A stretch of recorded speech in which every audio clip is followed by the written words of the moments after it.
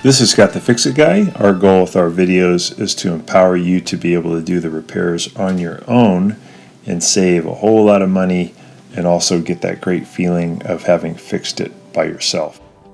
If your Miele dishwasher won't drain, you get a bunch of water left at the end of the cycle, here's the first thing to try. This often works. You just close the door, you're going to press you see the intake drain light flashing. You're going to press the start button here and you're going to hold it until you see the green light start to blink. Probably take about 3 seconds.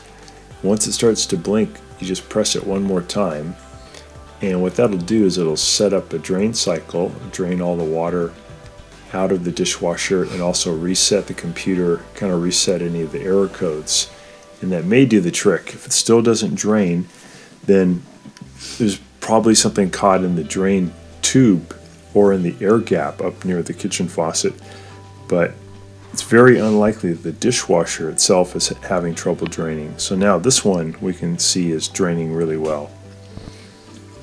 You can see the water shooting out here in the sink. That's going through the garbage disposal and then down to the drain sink line.